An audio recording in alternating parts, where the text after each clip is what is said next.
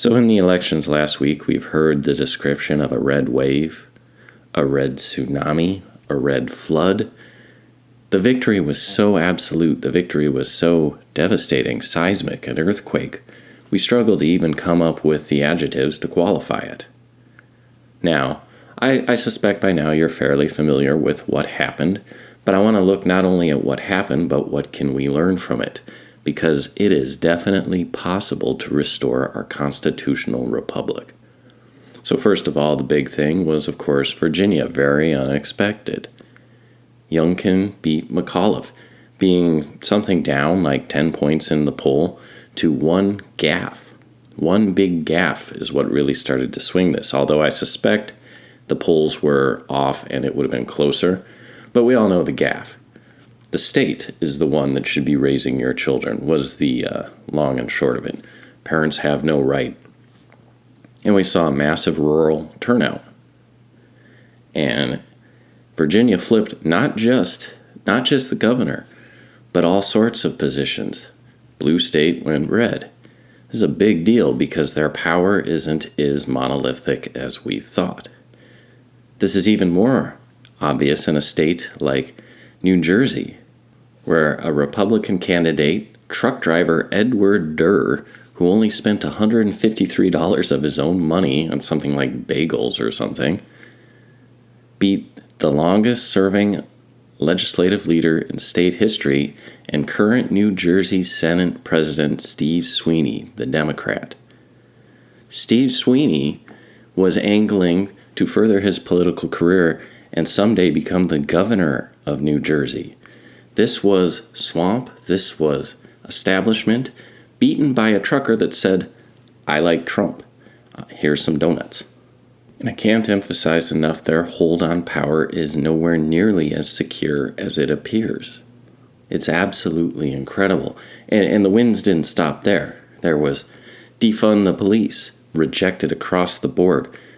Even where Democrats won, it was like in Buffalo, where a socialist that was running unopposed was beaten by a write-in candidate, the former Democrat governor. A write-in candidate. This is how unpopular socialism is. This is how unpopular CRT is. Even in Seattle, a Republican wins the race for Seattle City Attorney.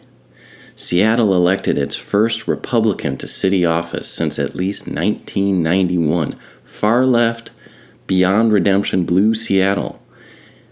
Ann Davidson defeated Nicole Thomas Kennedy, who was a progressive in favor of abolishing the police. And I don't know, you guys probably don't know or care who Jay Inslee is. He's the governor of Washington State. For the first time, he looked kind of scared. He's actually called for having less elected positions in the state. And Jay Inslee is afraid with good reason. Not only do we see that these leftist talking points that are being pushed to Democrat, and he repeats whatever the Democrats tell him to. These Democrat leftist talking points now suddenly have landmines that can implode campaigns. Inslee won 58%. A 10-point swing, you can turn Washington State red. And it's nearly happened before. We had a candidate running for governor named Dino Rossi, a Republican, who lost by 129 votes. 129 votes. Washington, the ultra-blue state, has nearly turned red in the past.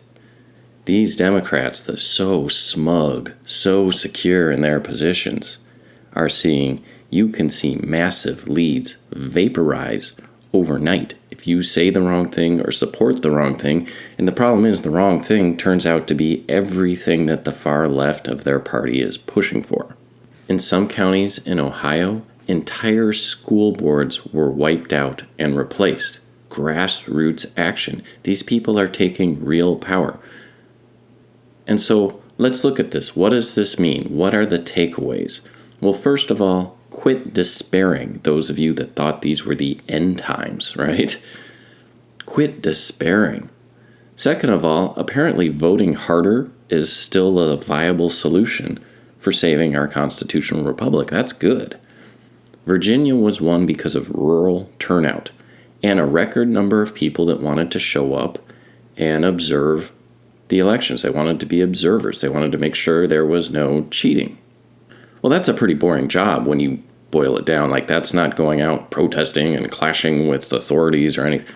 It's just sitting there helping little old ladies over to the booth and, excuse me, I want to vote.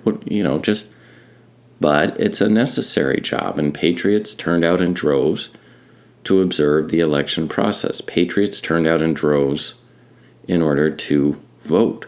Rural votes and family. The family issue. For the first time in forever, white women turned out in favor of Republicans. The white female vote is turning. But the news brands them all as white supremacists. Yeah, let's see how that goes over when you start accusing your former female allies of being the worst people on earth. Great strategy. Now in New Jersey, it's even more interesting. The truck driver and the governor almost lost his race too. It was very close. Blue state almost flipped it entirely too, right? But let's look at the truck driver. Like I said, power structures are not monolithic. You tend to look at, the president says, and there's nothing we can do, and the authority is too strong. No, the authority is not too strong. There is holes. Now, some of these school board presidents or whatever, when they get pushed, they don't resign. They fight back, and they fight back hard. They call for the FBI. But in other places, the hold on power is much weaker, and you don't know till you test it. Like the velociraptors in Jurassic Park keep testing that fence just in different places. There is all kinds of weaknesses in political hierarchies. A truck driver with $153 in his pocket can challenge an establishment politician and knock him out. This is why they try to stifle political engagement. They don't want us engaging in politics in any way because their hold on power is tenuous. Think of how many truck drivers now, or anyone, is just going to throw their hat into the ring into elections just to see if the candidate is weak enough they can knock him off. Is exposing permanent instability in the political class as long as people stay engaged. Another takeaway is socialism is dead. Defund the police is dead. CRT, for as much as they want to defend it, it's a losing issue and Republicans are going to hammer that away. I think one of the biggest takeaways, however, is the power of the media is now broken. Think about it. Had McAuliffe made that gaffe in 1994, it would have never gone anywhere, right? It would have been limited to the people that heard it when he was speaking. They would have been turned off. But the news media didn't broadcast this all over the place. The news media wanted the Democrats. However, because of the internet, this message got out and it galvanized the entirety of Virginia to either change their vote or come out and vote and flip that state hard. It was the power of the internet. There's institutional structures in society that wield incredible power. The news is probably the biggest one of all that made the coup possible, right? If it weren't for the news, it would have never worked. If it weren't for the news being monolithically on the side of Brandon, it wouldn't have been they couldn't have pulled it off. Well, the news has spent its power. The internet is now a parallel structure that's as strong or even stronger than all of the network news. You can't say anything more significant than that. The news has been democratized, so to speak. It has been libertarianized. The ability to push out stories is now been brought to the level of the individual citizen. CNN, their viewership is dropping like a fly. There's guys that routinely get more views daily than CNN, like a Tim Pool, right? Individuals with a following that talk about news stories are now more powerful. They can't bury scandals or missteps anymore. Democrats are used to that. They're used to having a media that has their back no matter what, and they are realizing, oh no, we can lose now too, simply if we tick off the internet. And they're not prepared for this. It's like they've been playing the game with cheat codes on, and now you got to play the real game, and they're finding out they can't. They can't play the online game. And now you're seeing the consequences. You're seeing the political momentum change.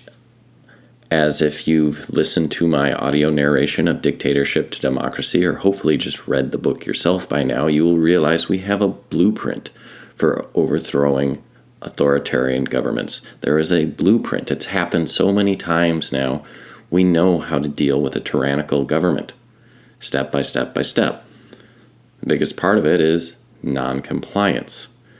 Well, the big thing is lockdownerism and the mandatory injection program. Well, you're already seeing cracks in that. Because as an oppressed people, remember, it's not the relative truth or the relative justice that matters.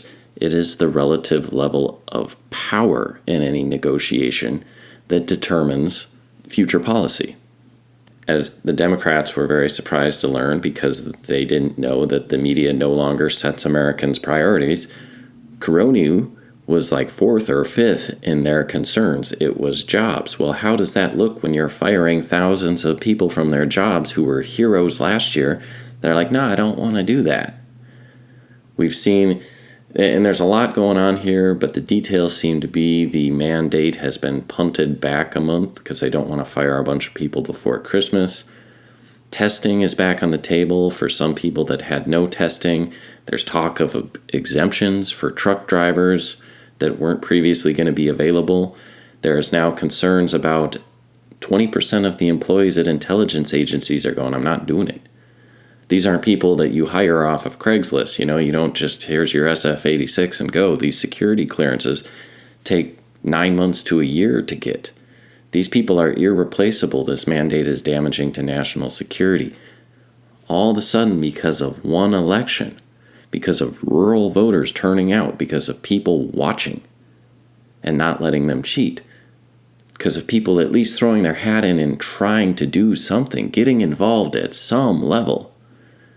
All of a sudden, Joe Biden, that looked untouchable for the past 2 months, who could do whatever he want by written decree, looks like a weak old man who's got to compromise. And that's because the relative balance of power shifted. We can see already the word endemic being thrown around. What happened just a couple days later? Oh, wait, Pfizer's had a miracle cure drug. I bet it's similar to Ivar. Well, I can't say that word. But it's a pill now that Pfizer just came out with conveniently that's the miracle cure. Well, if we have a miracle pill, why do we need mandates? All of a sudden, the news media says endemic. The disease isn't going away. And I've seen articles saying that the pandemic now may be over by January. It wasn't going to be over by January if Joe Biden held on to power. The people took power away from Biden, and now all of a sudden, the pandemic is a completely different scenario, and it's almost over. We're going to go back to normal real soon. Relative truth, relative justice. Don't think in those terms. It is only power. Power only respects power. And you have more than you think. And all these average, everyday citizens have shown us that. Do something. Because yes, they will lie, cheat, and steal. But as Machiavelli reminds us, it is one thing to come to power by crime.